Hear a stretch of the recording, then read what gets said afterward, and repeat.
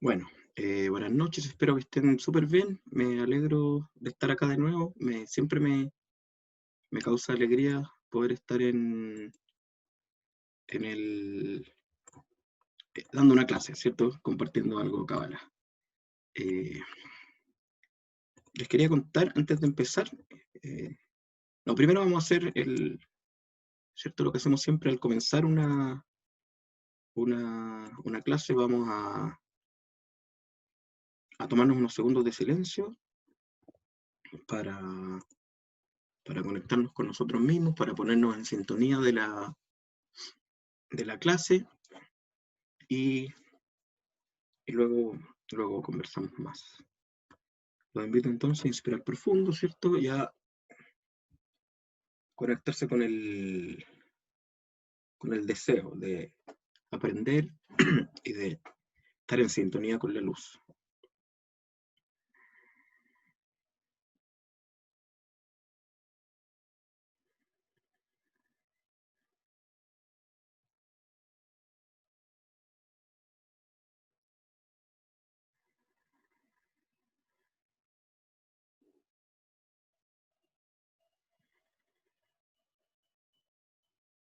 Quiero estudiar para que el estudio me lleve a la acción y a la rectificación de mis deseos, mi intelecto, mis emociones y mis instintos.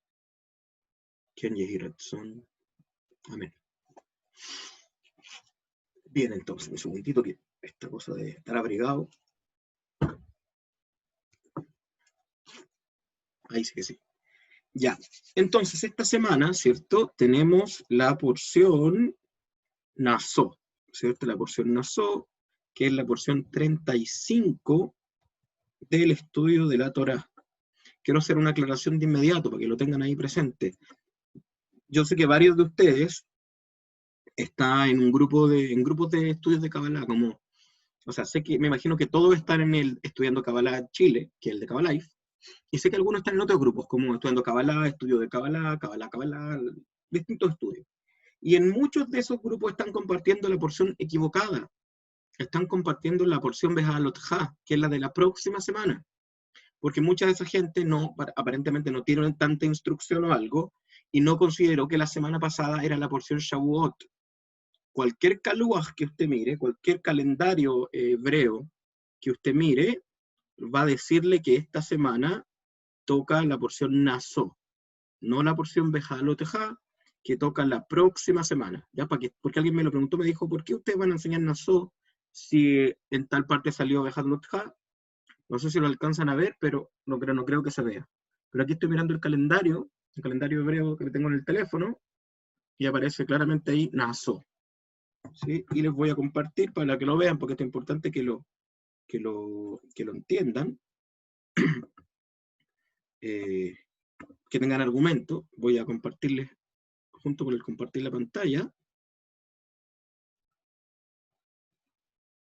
les voy a compartir esta otra pantalla.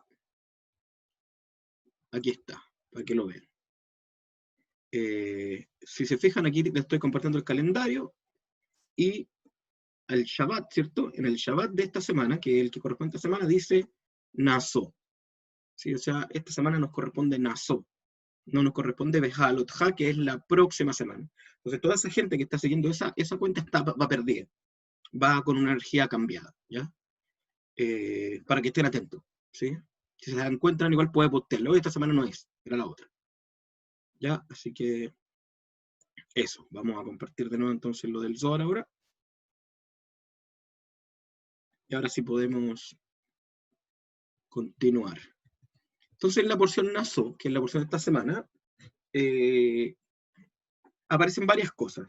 Me imagino que la leyeron. Si no la han leído, recuerden, kabalife.com, aprende, material gratuito, y ahí está la porción para descargarla, para que la lean.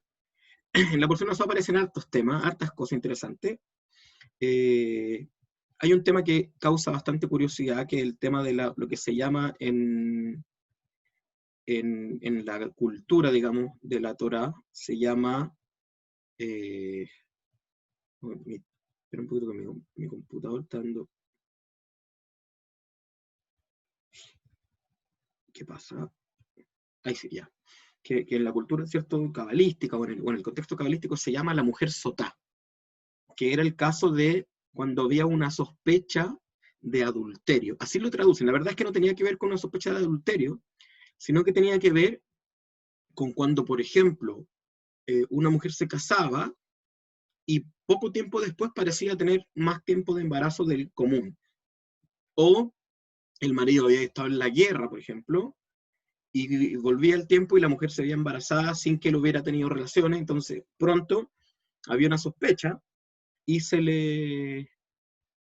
a la persona de la cual era sospechada se le daba a beber como una mezcla de hierbas. Entonces, son hierbas que son inocuas, ¿sí? Inocuas, o sea que no producen nada en el cuerpo. Excepto si es que hubiera un embarazo, que lo que se provocaba era, por decirlo así, como un aborto, ¿sí? Y entonces quedaba la prueba de que la persona había tenido relaciones sexuales con otra persona, porque su marido no había sido el que había engendrado ese bebé, ¿sí? Ahora había toda una legislación que tenía que ver con el tiempo de que eso ocurriera, de que si se había hecho la denuncia a tiempo, y un montón de otras circunstancias que no quiero profundizarlas hoy en la clase, la quiero mencionar porque está ahí, está presente, pero que si me meto ahí me voy a salir del tema el que quiero ir esta semana, que es muy importante. Y para hablar de eso quiero mencionar otros dos temas que aparecen en el relato. Uno, es cierto, como un repaso, por decir así, de todo lo que se ha dicho antes en cuanto a las cuentas, que es lo que hemos dicho continuamente y constantemente, ¿cierto? Que es muy importante el siempre tener claras las cuentas, en el sentido de no solo las cuentas de dinero, sino las cuentas claras. O sea, siempre es importante dejar todo claro, dejar esto es mío, esto no, aquí digo, esto es mi casa, estos son tus límites, estos son mis límites, que una cosa que cuando el año pasado di el curso La Regla de Oro, ¿sí? Esto fue como en marzo del año pasado, creo que hay gente acá que estuvo, la Dafne creo que estuvo en ese curso. Una de las cosas que mencionamos en ese curso es que una forma de amor propio, un aspecto del amor propio, dice relación con la capacidad de poner límites, ¿sí? O sea, en ese sentido es como, ten las cuentas claras contigo mismo, vale decir, tienes que saber hasta dónde permites que otros lleguen en ti, o hasta dónde invitas tú a llegar, o también hasta dónde tú llegas. O sea, tienes que saber hasta dónde puede invadir o no el espacio ajeno, y también exigir, y que exigir no tiene que ver con algo negativo, exigir que el otro respete tu propio espacio también. Una clave, sí, de esto, yo se lo leí a Manny Friedman, que es un psicólogo judío, que él decía, hay gente que pone los límites sin decir y sin manifestar que los pone, entonces la gente alrededor se siente como pasada a llevar. Por ejemplo, alguien que de la nada, él decía, de la nada un amigo ya no tiene ganas de conversar con otro, están hablando, no sé, por chat, entonces él ya no tiene ganas de seguir hablando. ¿Qué sería lo correcto decirle al otro? Amigo, ¿sabes qué? Ya no tengo deseos de seguir hablando. Discúlpame, o hablamos otro día, o qué sé yo. Pero en vez de eso, simplemente deja al otro hablando solo. O sea, eso es incorrecto, porque eso es poner un límite, pero es poner un límite de una manera inapropiada, sin comunicación. Entonces, de este aspecto de la Torá, ¿cierto? Donde se nos habla siempre de que todo está claro los territorios, dónde iba cada tribu, está claro cuál era la posición de cada uno, está claro cuáles eran los roles de cada uno, está claro quién podía, quién no podía, etc.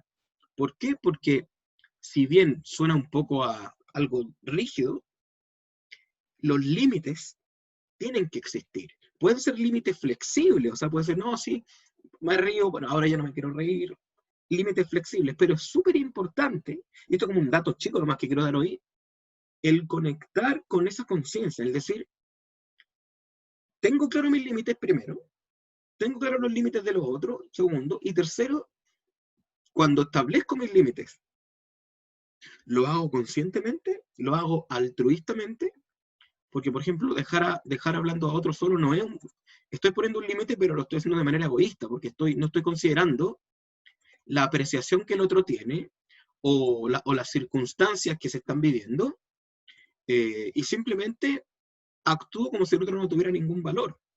O como cuando alguien, por ejemplo, toma un compromiso, dice, oye, tal día voy a ir, y no va, y puede ser que no fue porque tuvo un deseo genuino de no ir, o tuvo un problema, que ambos son válidos, tuvo un problema para no ir, ok, no pude ir, o ya no tuve ganas de ir, también es totalmente válido decir, oye, sabéis que no tengo ganas de ir, no tengo deseo, y está bien hacerlo, está bien ser, perdón, me pongo la nariz, está bien ser honesto con uno mismo, decir, sabes que no tengo ganas de tal o cual cosa, pero expresarlo, comunicar, sabes que pongo el límite acá, sé que tú quieres que vaya, sé que dije que iba a ir, pero no puedo ir, o no tengo deseo, espero que entiendas y no voy a ir.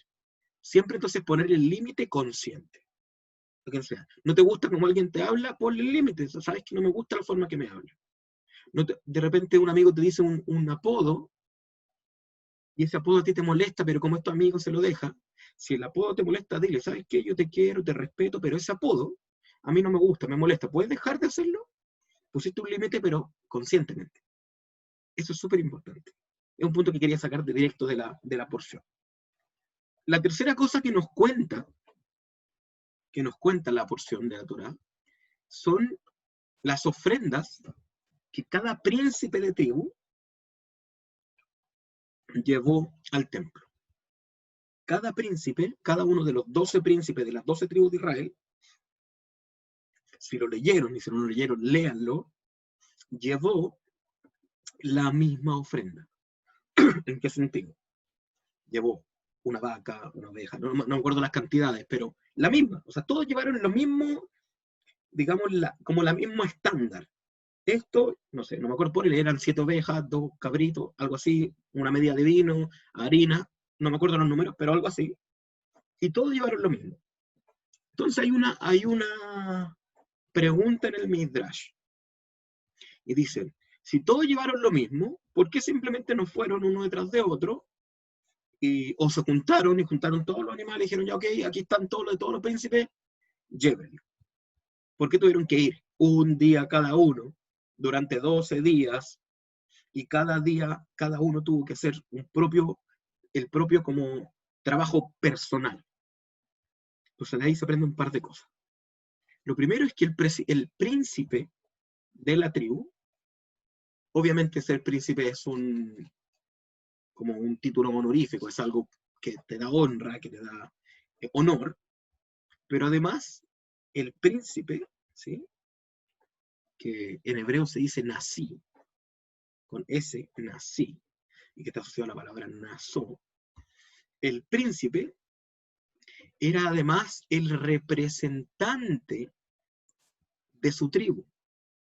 Es decir, la ofrenda que llevaba el príncipe y la acción que hacía con la ofrenda, con la conciencia que la hacía, era como si la estuviera haciendo toda la tribu. Por lo tanto, esa es la primera explicación que se da de por qué no fueron todos juntos. Porque cuando el príncipe fue y llevó la oveja, representaba toda la tribu yendo a entregar esta ofrenda, este sacrificio, a dar esta donación de gratitud al Creador, ¿cierto? Por medio de dárselo a los sacerdotes, que eran los que le acercaban al Creador. Entonces, esto nos enseña un par de cosas que también es importante tener en conciencia. Quiero hacer un paréntesis, me estoy escuchando a mí mismo. Me gustaría que me dijeran si no estoy hablando muy rápido, no estoy como un poco acelerado con la clase, o voy bien. Por favor. Después alguien me dice, oye, hablaste súper rápido y no me dijo nada. O vamos bien, ¿alguien me puede confirmar así por el chat?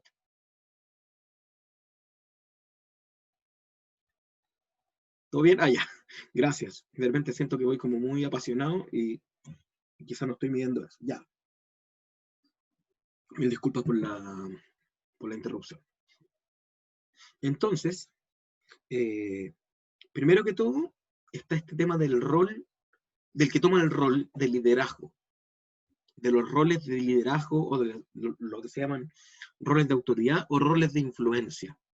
Que aquí es muy importante porque hoy en día, por una cosa obvia que es cierto que se nos ha permitido por medio de la existencia de las redes sociales, muchos de nosotros somos capaces de influenciar a otros.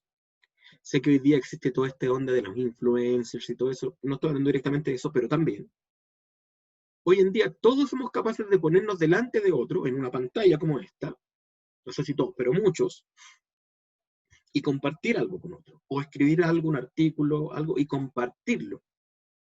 Y cuando lo hacemos, tenemos que sernos responsables, porque lo que estamos haciendo es capaz de influir en alguien.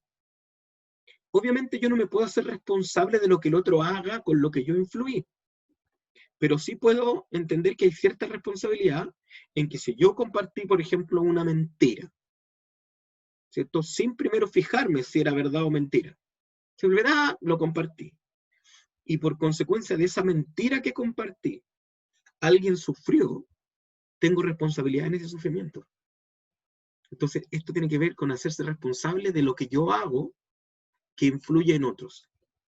Más aún la gente que está en la posición como la mía, o como más de alguno de ustedes que da charlas, o que enseña, que educa, que hace terapia. O sea, todo lo que uno comparte para afuera tiene que ser cuidadosamente observado y hecho con responsabilidad para que la consecuencia de esto sea positiva y por lo tanto el efecto positivo de lo que hago también sea positivo en mí.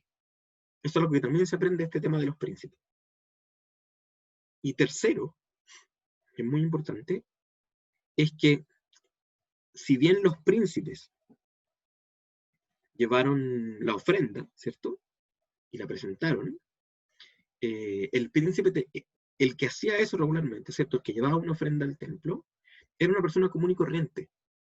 Al llevarlo al príncipe, al llevarlo y decir, ok, yo llevo esto, porque siendo un príncipe podría haber dicho, ok, mando a un empleado mío, mando a un siervo, mando a alguien que de menos categoría, que esté menos ocupado, pero yo al príncipe, o sea, la cabeza de la tribu iba a hacer este servicio dando el ejemplo. Sí, dando el ejemplo. Albert Einstein decía, dar el ejemplo no es la mejor forma de enseñar, es la única forma de enseñar. Realmente no es la única, pero es la única forma como efectiva de enseñar. O sea, si tú quieres que los demás hagan algo, esperas que los demás hagan algo, hazlo tú. ¿Sí? Porque también hay un tema de consecuencia. O sea, podría yo, consecuentemente, decirle, por favor, chicos, tienen que meditar, estudien, mediten. Si yo no lo hago, pues ustedes no saben si lo hago o no lo hago. Bueno, hay gente que me conoce que me ha dicho, no, se nota porque por tu evolución espiritual, se nota que lo hacía. Pero digamos que no pueden saberlo.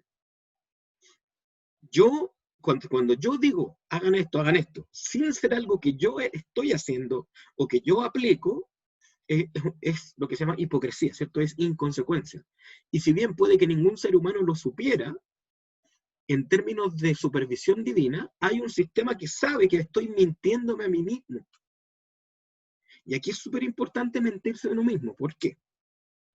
Todo esto que estoy hablando no tiene nada que ver directamente con lo que vamos a estudiar del Zohar, pero tiene que ver con la porción. Porque dentro del árbol de la vida, ¿cierto? Que está dentro nuestro, o sea, que se proyecta dentro nuestro, hay una dimensión, ¿cierto? Dentro de las 10 sefirot, que está conectada con la verdad personal, con la verdad propia. Y es la dimensión de Yesod. La dimensión de Yesod. ¿Y qué la dimensión de Yesod, su experiencia interna, es la verdad? Y su manifestación es la conexión con otros y la salud sexual, la salud financiera y la salud intelectual, la capacidad de entender, de aprender, de comprender. Entonces, cuando una persona es deshonesta consigo mismo, ¿sí? Puede ser porque los demás no pueden saber si está mintiendo o no.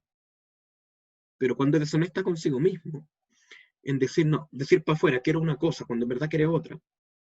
Porque mentirle a otro primero es mentirte tú, ¿sí? O cuando simplemente escoge mentirse porque no mentirse requiere un esfuerzo, por decir algo. Te ofrecieron un trabajo y requiere, es un excelente trabajo, te va a servir, te va a ayudar, pero requiere que tomes un curso de capacitación. Y ese curso es muy fome tomarlo, pero el trabajo sería muy bueno. Entonces la persona, en vez de decir, ok, tomo el curso, hago este esfuerzo para ganar esto bueno, dice, no, en verdad ese trabajo no me gusta, no es el trabajo que quiero. Es una excusa en la que se miente a sí mismo para simplemente no hacer el esfuerzo, ¿sí? Y quizá a usted se le puede ocurrir un montón. Y hay que poner mucha atención con esto, porque acabamos de pasar Shavuot, ¿cierto? Donde estuvimos trabajando en nuestra conciencia, en nuestro deseo, ¿cierto? En conectar con la luz de la inmortalidad y también conectar con la luz de aquello que anhelamos para nuestras vidas. Entonces, si yo digo, por ejemplo, deseo publicar mi libro, por decir una cosa, ¿sí? No, me gustaría publicar mi libro. Entonces, se acerca una editorial y me dice, oye, está muy bueno tu libro, la idea, el borrador está excelente, pero mira, se necesitan hacer más o menos 70 correcciones de estilo aquí, aquí, acá, y tienes que hacerla en 15 días y publicamos el libro. Si mi verdad es que de verdad quiero publicar el libro, que ese es mi deseo verdadero, entonces voy a actuar en consonancia con esa verdad. Y a pesar de que me moleste el esfuerzo que tenga que hacer, o que me parezca, pero yo pienso que está perfecto, el esfuerzo que yo tenga que hacer para encajar con el deseo que digo tener, es mi verdad. Es la acción de la verdad. Y hace poco leía un escrito de una Rebbetzin, de la esposa de un rabino, creo que era Rebbetzin Esther Jungris, donde decía, una forma, y me pareció que interesante, lo voy a compartir. Decía, una forma también de ser consecuente con tu deseo es prepararte para recibir tu deseo. Decía, ella ponía varios ejemplos, decía, ¿quieres tener pareja? Estudia sobre las relaciones de pareja. Estudia sobre tu naturaleza, masculina sería hombre, femenina sería mujer. Estudia sobre la naturaleza del sexo opuesto, del que te gusta. Es como decirle al universo, como deseo tanto eso, me estoy preparando para cuando ocurra. Si quieres ser madre, estudia sobre maternidad. ¿Quieres tener un negocio propio? Aprende negocios, aprende contabilidad, aprende administración, aprende marketing. ¿Quieres tener un hombre, tener un cuerpo saludable? Aprende, prepárate. Prepararse para lo que uno desea es una forma de ser consecuente con la propia verdad. Como diciendo, esto deseo, y mira lo que estoy haciendo. Como estoy tan seguro de que eso que deseo va a ocurrir, ya me estoy preparando. Entonces, cuando ocurra, voy a estar preparado. Bien. Eso era lo que tenía que decir respecto a lo que yo pude extraer de la Torá, de lo literal de esta semana. Vamos a ir a escanear el Zohar ahora. Hay algo muy, muy interesante también. Está en consonancia un poco con esto, pero de manera más amplia y más genérica. Entonces vamos a ir al... ¿Qué pasa acá? Un dicto, algo me... Ahí sí. Ahí tenemos la porción del Zohar. Esto es porción, ¿cierto? Parshat Naso. Porción, o sea, párrafo 91. Párrafo 91.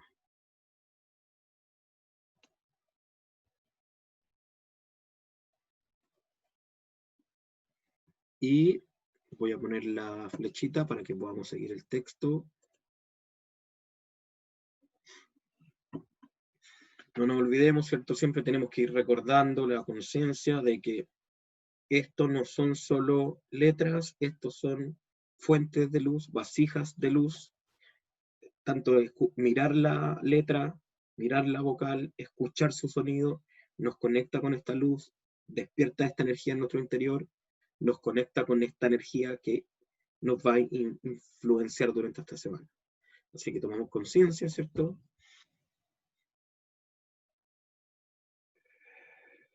Y vamos a leer el Zohar todos juntos.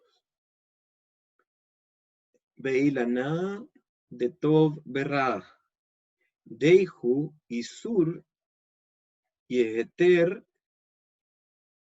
Tuma, perdón, Beeter, Tuma Betahara, Lo Shalta al Israel Yatir, Deja Parnasá Dilan la Lihbi Ela Misitra de Ilana de Haye. Del leit Taman la Kashia Misitra de Ra. Velo Mehaluket Mahloket Meruach Hatuma. Deichtiv Be'et Ruach Hatuma Avir Min Haaretz.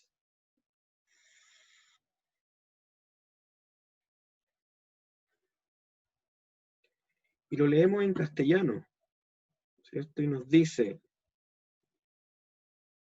el árbol del conocimiento del bien y del mal, prohibición o permisión, pureza o impureza, ya no aplican a Israel.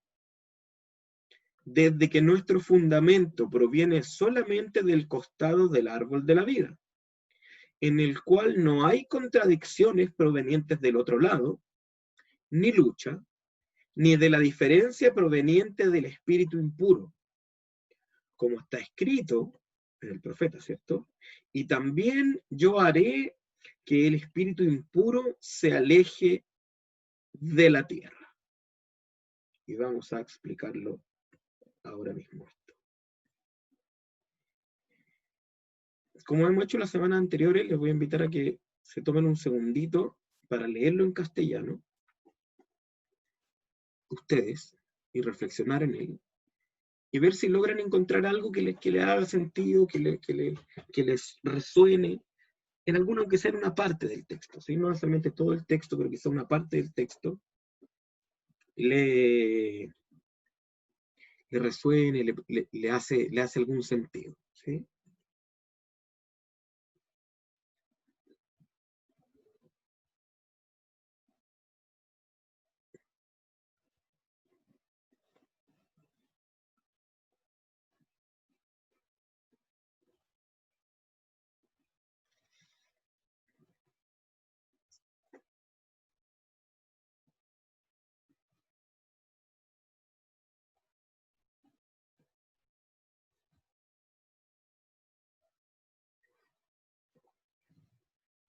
Bien. En lo que sea que hayan conectado, que le haya hecho sentido, es suyo, ¿sí? Vamos ahora a leerlo entonces y a ir estudiando. Entonces, parte diciendo el texto, hablando de Ilanato Berra, ¿cierto? El árbol del conocimiento del bien y el mal.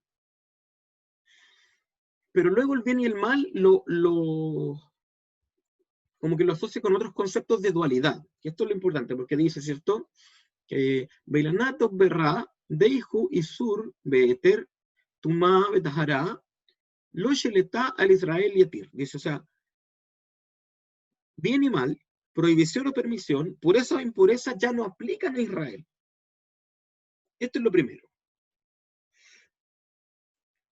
Hemos nosotros, más de una vez, explicado que sí existen estos conceptos, ¿cierto? De bien y el mal, prohibición o permisión, pureza o impureza. ¿Qué quiere decir que ya no aplican a Israel? Quiere decir que Israel ya no tiene que considerar estos conceptos. ¿Mm? No. Vamos a explicar lo que esto significa. ¿Sí? Denme un segundito. Voy a acomodar la pantalla. Ahí sí. Entonces dice acá.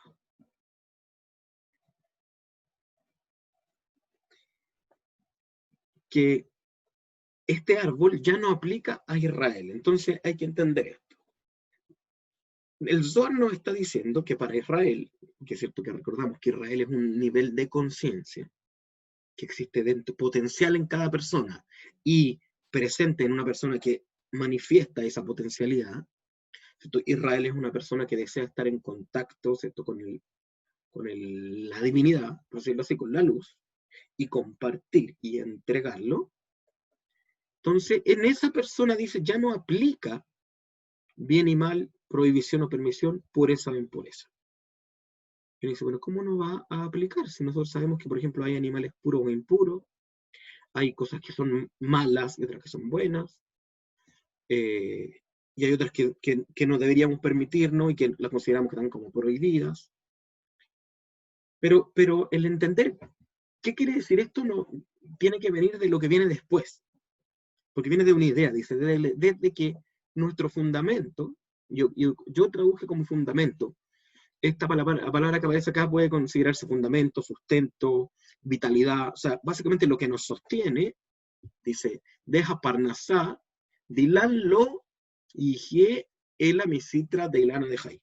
Dice que nuestro sustento proviene solamente del costado del árbol de la vida. O sea, lo que dice acá es que la persona de Israel, que está en la conciencia de Israel, no necesita recordarse constantemente que está bien y que está mal, que está prohibido o permitido, que es puro o impuro.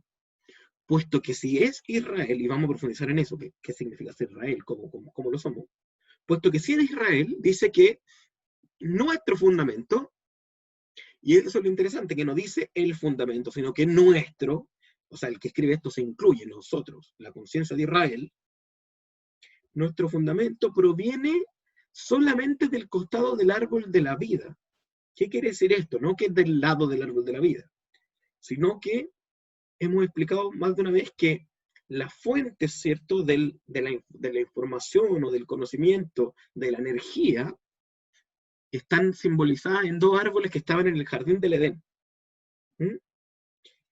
¿Cómo se llamaban estos dos árboles? No es difícil la pregunta, pero ¿alguien lo puede decir? ¿Cómo se llamaban cada uno de estos árboles?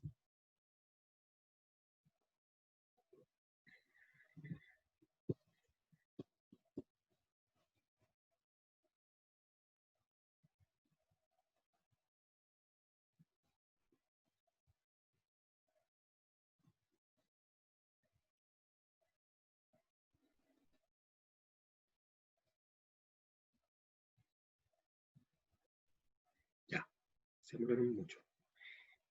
El árbol del conocimiento del bien y del mal, que se supone que el árbol que... Ahí lo escribió la Wendy. Y el árbol de la vida, bien. Muy bien, Inger. Solo se demoraron nomás, pero sabían, buenísimo. El árbol de la vida y el árbol del conocimiento del bien y del mal.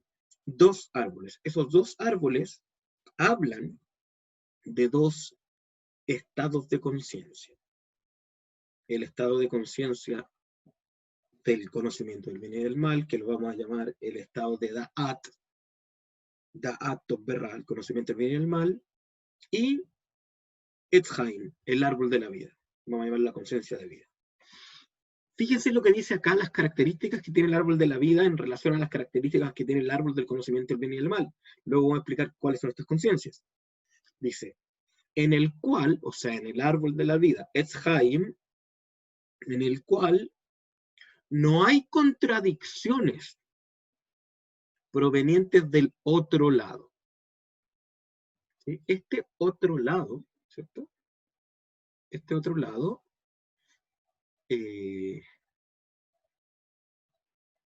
déjeme buscarlo. Es llamado aquí, en el Zohar, en el texto arameo, Sitra de Ra, el lado del mal, ¿sí? O el otro lado, o la Sitra Ajera. Y se refiere a esta entidad o a esta energía que existe en este mundo que permea el mundo y que no permite que la luz trascienda, que se expresa, ¿cierto?, en la materialidad y que además se expresa en nosotros como nuestro ego, el Satán. Entonces dice aquí que cuando el fundamento, ¿cierto? Como el fundamento viene del árbol de la vida, y en el árbol de la vida no hay contradicciones. Las contradicciones vienen del otro lado. Dice, Veló Mahloket. Dice, perdón, me perdí. Dice, dice, donde no hay contradicciones, ¿cierto? Kashia, del lado oscuro, dice, Veló Mahloket, y ni lucha, ¿cierto? Ni diferencia proveniente del espíritu impuro, o sea, ¿cierto? Del espíritu, dije, Ruach Hatumá, del espíritu de impureza. Quiere decir entonces que en el árbol de la vida todo coincide con todo encaja con todo, no hay contradicción, no hay lucha, no hay diferencia. ¿En qué sentido? En que no hay esto es bueno y esto es malo, esto está bien y esto está mal. No hay esto me gusta, esto no me gusta. Hay vida. Para entender esto, voy a ponerle en la pantalla el árbol de la vida para que lo revisemos un poco, para que entendamos a qué se refiere con esto del conocimiento del bien y del mal. Los dos niveles de conciencia que nosotros conocemos como árbol de la vida y conocimiento del bien y del mal se pueden ver en el árbol de la vida al mirarlo. El árbol de la vida es todo el árbol, o sea, el árbol de la vida incluye 10 sefirot. El árbol del conocimiento viene del mal. ¿Cuántas sefirot de las que están aquí creen que incluye? ¿Cuántas creen que incluye?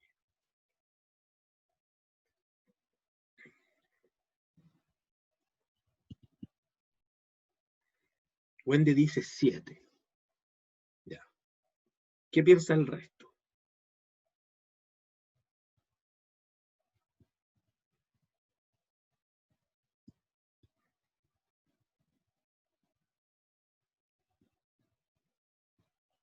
Inger dice 10. Ya. Inger piensa que las incluye todas.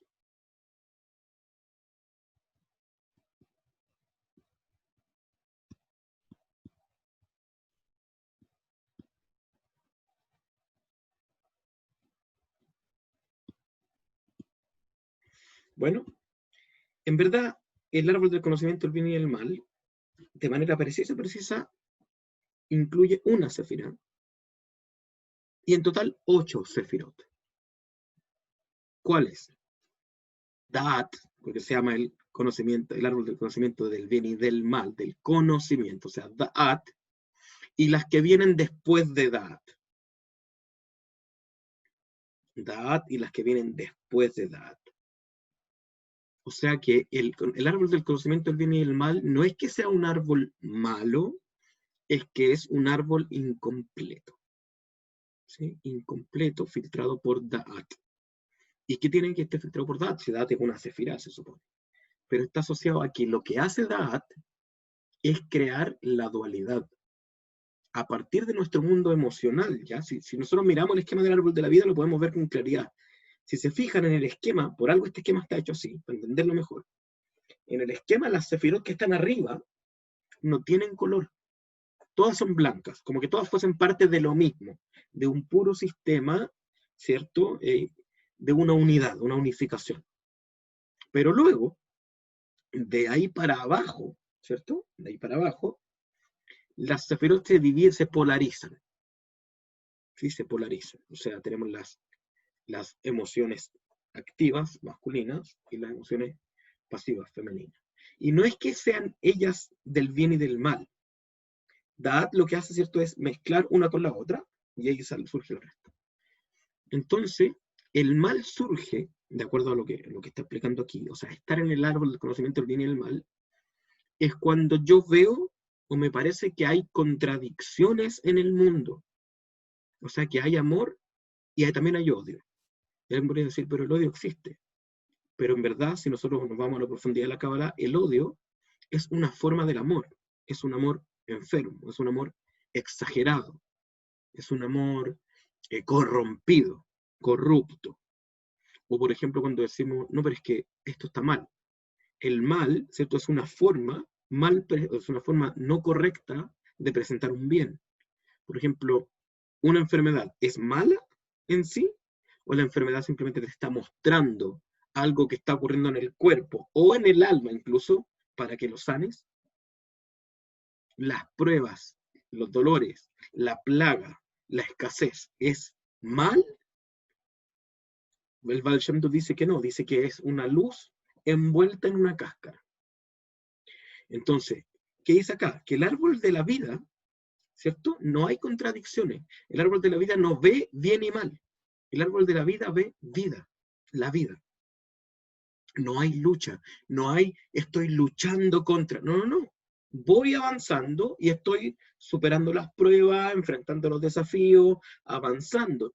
Si pienso que estoy luchando, es como que estuviera pensando que tengo un enemigo que está luchando contra mí. ¿Sí? Y dice, ni la diferencia, o sea, decir, ay, pero ¿por qué a este le va bien y a este le va mal? ¿Por qué a la gente mala le va bien y a la gente buena le va mal? Toda esa duda, cuando dejamos que esa duda tome nuestro control, significa que estamos en el estado de conciencia de el árbol del conocimiento del bien y del mal, que separa los eventos y los sucesos de nuestra vida y nuestras experiencias en buenas y malas. No sé si ustedes han puesto atención, espero que sí, creo que sí, en que muchas veces yo digo, en cuando ocurren cosas buenas y cosas que no nos parecen tan buenas. ¿Se fijan? No cosas malas, cosas que a nosotros no nos parecen tan buenas porque no entendemos lo que está pasando. ¿Y por qué no entendemos? Porque si volvemos al esquema del árbol de la vida, nos encontramos que la parte de la comprensión y el entendimiento, ¿dónde está? Arriba, está acá. En Binah, que es la comprensión, y Jochma, que es la sabiduría.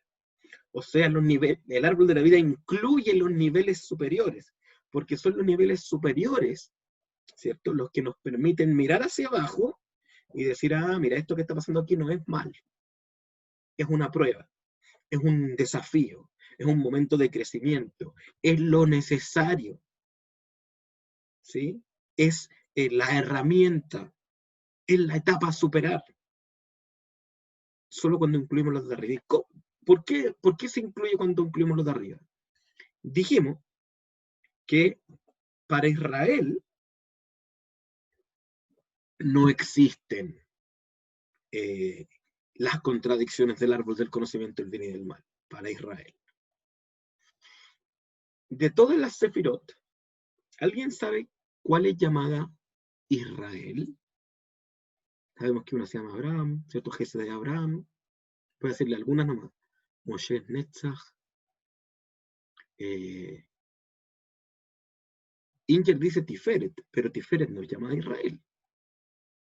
Tiferet es llamada Jacob.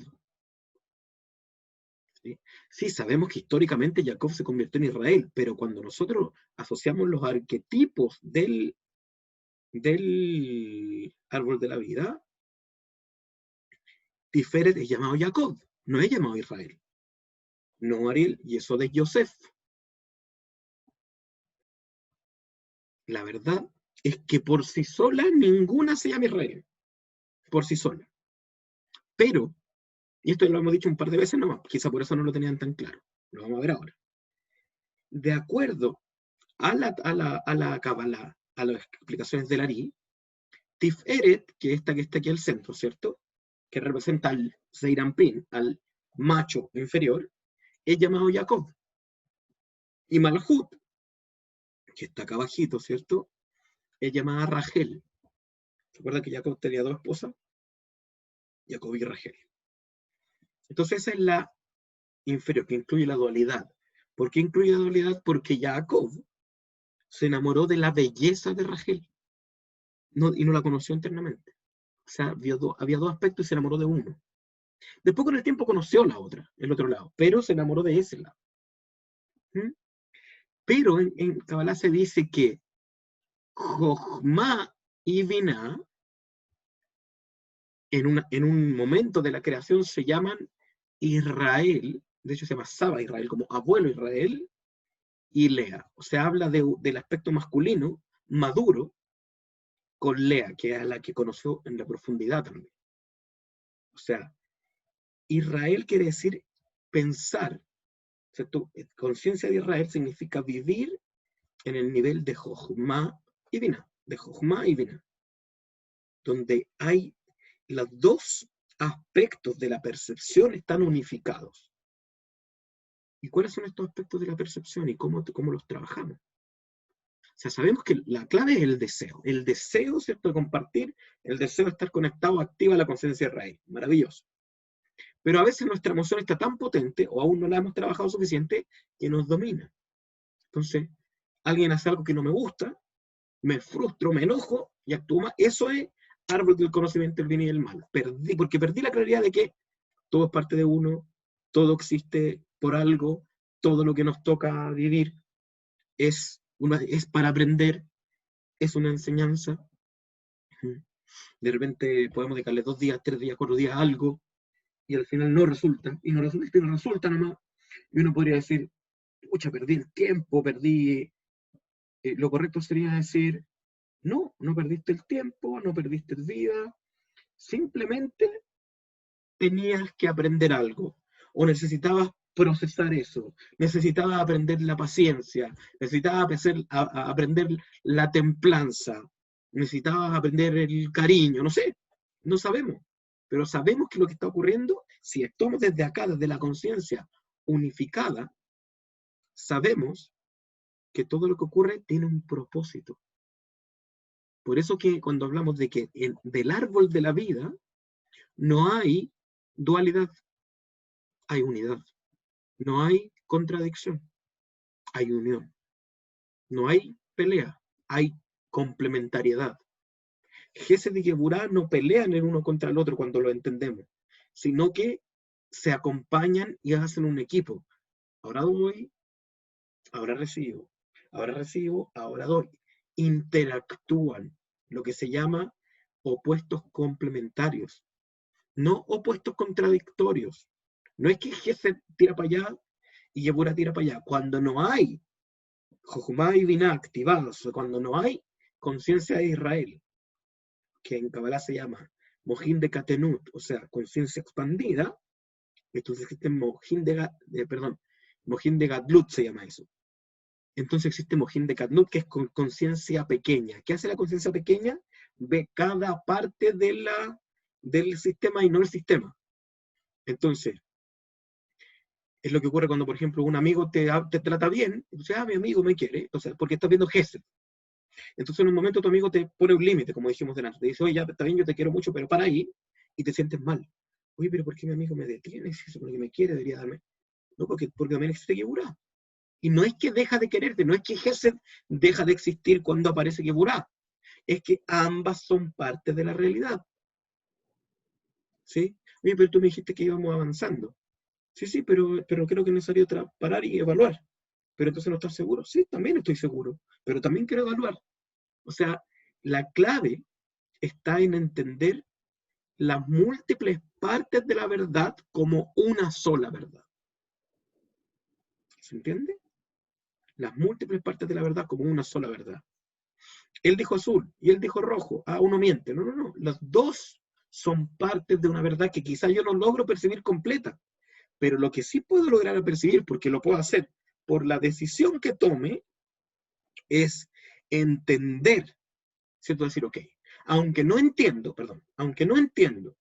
aunque no logro comprenderlo, aunque no veo toda la película porque soy limitado y no lo logro ver todo, estoy seguro de que esto que está ocurriendo es lo correcto.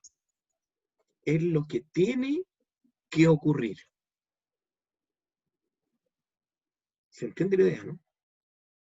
Así es como hay que entenderlo. ¿Cómo podemos obtener esto? Es más o menos complejo, porque incluso desde la racionalidad, a veces nos cuesta entender así, decir, pero no me hace sentido. O sea, no me hace sentido que un niño pequeño muera en un accidente. La lógica podría decir no. ¿Por qué? Porque Binah, que si bien igual es racional, funciona a partir de ideas, pensamientos y conocimiento. ¿Cierto? Conocimiento que viene de la sabiduría, conocimiento objetivo. Y Jochma, sobre todo, funciona con conceptos suprarracionales, más allá de la razón, que tenemos que aprenderlos y entenderlos. Voy a poner un ejemplo para que se entienda la idea, que para mí es una de las cosas más decidoras. Mi maestro, de bendita memoria, Rabo, Chaim Zuckerberg, él decía, por ejemplo, leer la Biblia y conocer los personajes, conocer la historia, es como aprender a sumar. No es tan difícil. Decía, aprender Kabbalah, en general, aprender Kabbalah, aprender el árbol de la vida, aprender los conceptos, los mundos, es como aprender álgebra avanzada. Ya, es bastante más complejo que sumar. Decía, pero aprender la reencarnación y el tikkun es como aprender física cuántica. O sea, requiere un poco más de esfuerzo y un poco más de profundidad, pero más que eso requiere un poco más de certeza simplemente. Porque hay mucho que no es fácil entenderlo aún racionalmente, pero sabemos que es así. Por lo tanto, puede ser que al mirar mi realidad yo diga, esto no me está haciendo sentido, no, esto está mal, no, lo estoy pasando mal, esto no es. En vez de decir, no, a ver, si yo estoy deseando estar en la conciencia de Israel, y yo sé que aplican leyes universales, sé que hay afinidad de forma, sé que hay recompensa y, o sea, causa y efecto, sé que hay consecuencia por las cosas que hice y por las que no he hecho, sé que si necesito algo hoy día, estaría hoy día, sé que si no lo veo es porque algo me falta aprender para verlo. Lo sé, tiene que ver con lo que sé, sabiduría viene de saber. Si sé eso, aunque no lo logre comprender, o sea, desde el intelecto no lo comprendo, y desde la emoción ni siquiera lo siento, pero lo sé, entonces me aferro a lo que sé. Y al aferrarme a lo que sé, conecto con la parte superior del árbol de la vida, que es Jochma, llamado, ¿cierto? Saba Israel, pero que además, el Ari explica algo maravilloso. Dice que, recordemos, ¿cierto?, que cada uno de los mundos tiene los 10 sefirot. ¿Cierto? Lo saben. Pero las verdaderas 10 sefirot, las verdaderas, son las del mundo de Atzilut. ¿Sí? O sea, de donde está Jochma, de ese nivel. Las otras son proyecciones comprimidas, fractales, de las verdaderas sefirot, que son las de Atzilut. O sea que en Jochma está el árbol de la vida verdadero. Lo que ocurre luego en Binah es una comprensión racional, luego en Seirampin una comprensión emocional, y luego en Malhut una comprensión instintiva, y luego en nuestro cuerpo una comprensión física, una proyección física de ese árbol de la vida. Entonces cuando yo me afirmo en lo que sé, entonces estoy conectado con el árbol de la vida. Eso es Dat Israel, y ya no hay dualidad. No, todo es vida. Por eso que fíjese cómo termina diciendo, y fíjese cómo termina diciendo el texto, dice, como está escrito, y también, es el creador hablando, yo haré que el espíritu impuro se aleje de la tierra. ¿Qué hemos dicho que es la tierra? ¿Alguien se acuerda qué es la tierra? En símbolo, no la tierra. Por ejemplo, hemos hablado de la tierra de Israel, de la tierra de Canaán. ¿Qué representa la tierra cuando se habla de la tierra, de una tierra?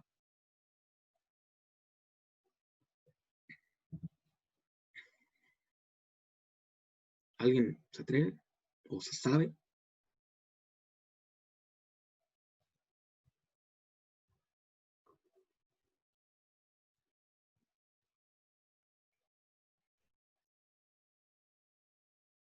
No. Recordemos que los símbolos aplican a cosas que existen dentro nuestro. Dentro nuestro existe un Egipto, dentro nuestro existe una tierra de Israel, dentro nuestro existe un Moisés, dentro nuestro existe un faraón. ¿Qué es la tierra?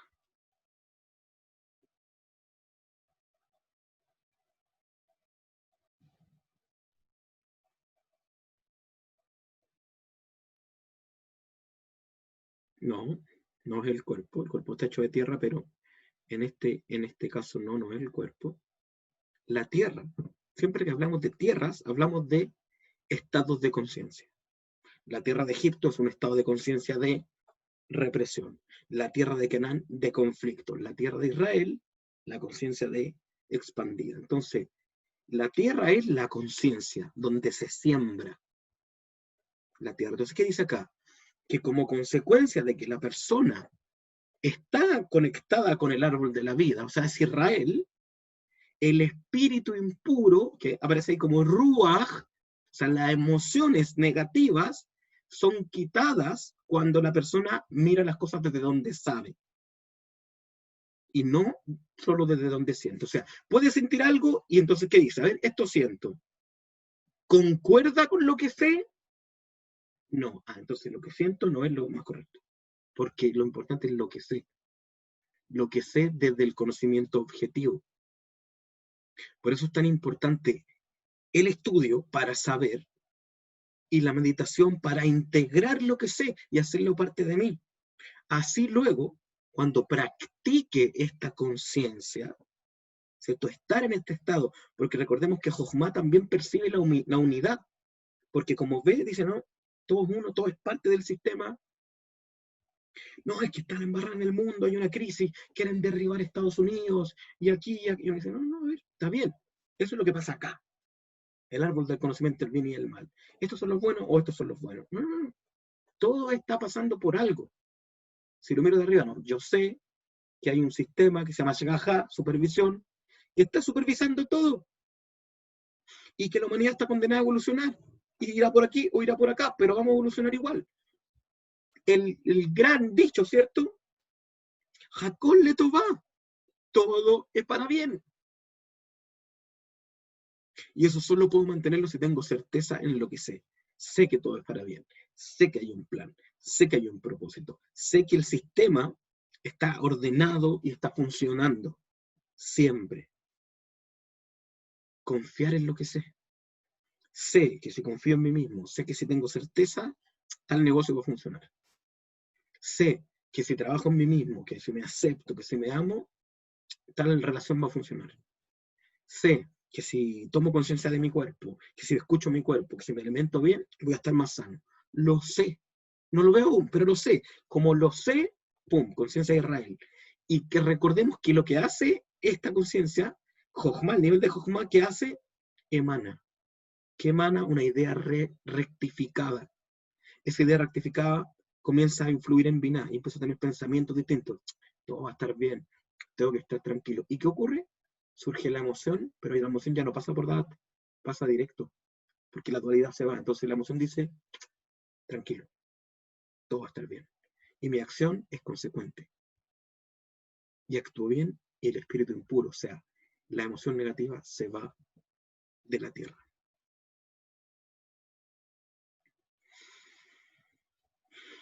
Nos pasamos un poquito de la hora. Espero que lo hayan disfrutado. Espero que les quede. Vamos a hacer una meditación cortita para integrar la charla. Les voy a invitar ahí, donde quiera que están, a que cierren sus ojitos por unos segundos.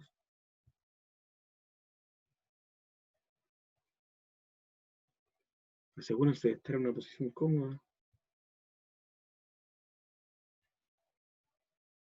Sientan la energía que les está produciendo el aprender y el integrar este conocimiento nuevo o de reforzar los conceptos del conocimiento.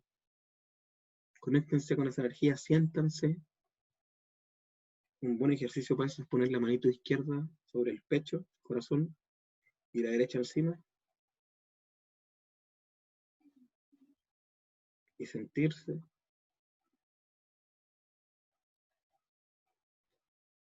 E inspiramos profundo.